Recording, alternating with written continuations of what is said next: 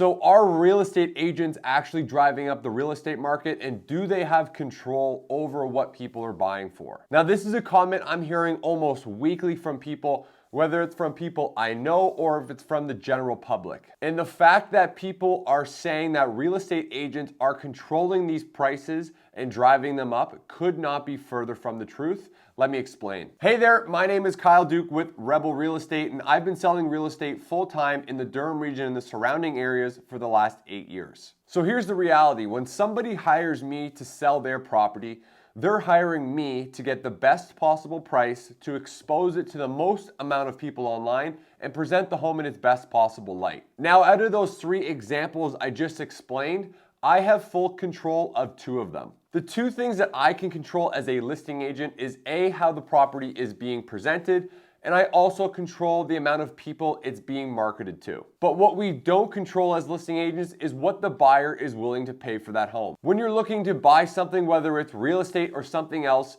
emotion gets involved.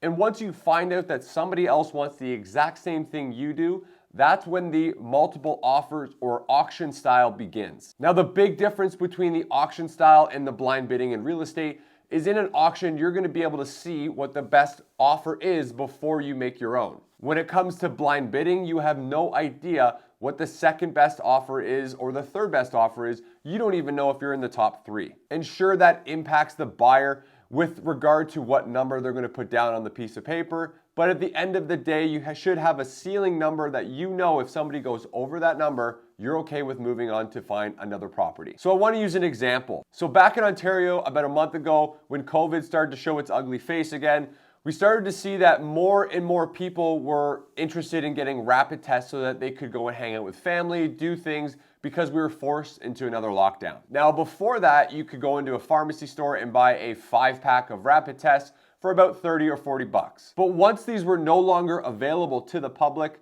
what we saw is people online buying large sums of these rapid tests and selling each individual rapid test for the same value of what a full box would go for. And again, it all comes back down to supply and demand. It's the exact same thing with real estate. If there's not enough supply for the amount of demand, prices are going to go up. So that's why you see in real estate, buyers are willing to pay X amount more than the next person because they don't know when that next property for them is going to hit the market. Now, as a listing agent, when I get hired, my goal is to drive in price points. So most buyers, when they're shopping online, are looking between $25,000 and $50,000 increments as they search for a home. And since there's multiple buyers in each price point, our whole goal is to try and drive as much traffic to that property within those price points. Now, if one of my listings' direct neighbor just sold for $1 million, for example, and I listed that home at $1 million, there's a very good chance buyers are automatically going to assume that the seller is looking for 1.1 or 1.2 million, which 99% of the time is not the case. But if I were to list the home a little bit under market value, again, to drive in each price point,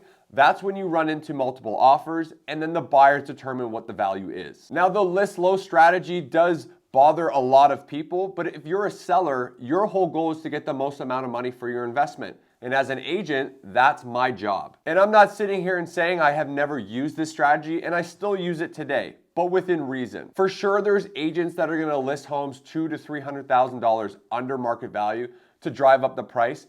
And I think that's a little aggressive, but typically you see $50,000 to $100,000 under market value to now drive up each price point and get multiple offers for the seller. Now, you may be sitting there watching this and saying there's a great example of how agents are controlling the market. But at the end of the day, we represent the seller and the buying agent represents the buyer. The buyer determines what the property is worth to them, and that is the number they're gonna be putting down on paper. So here's something else you need to think about. There are multiple buyers in each price bracket, and a lot of these buyers coming into Durham are not from here.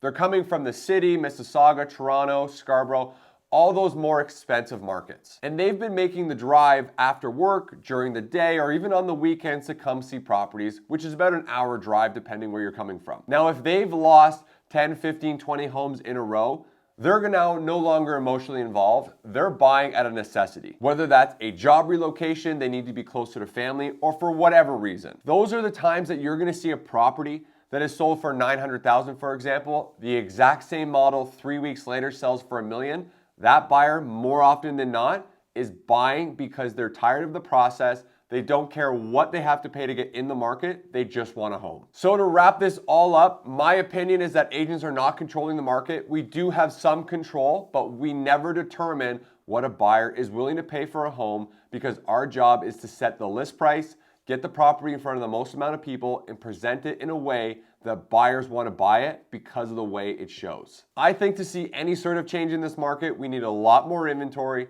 Buyers are either going to decide to take a step back and watch what happens over the next little while, or the government's going to step in and make a major announcement to really impact the mindset of a buyer. Thank you for taking the time to watch today's video. If you have any questions at all, please feel free to reach out at any time. I'd be happy to help, and I'll talk to you soon.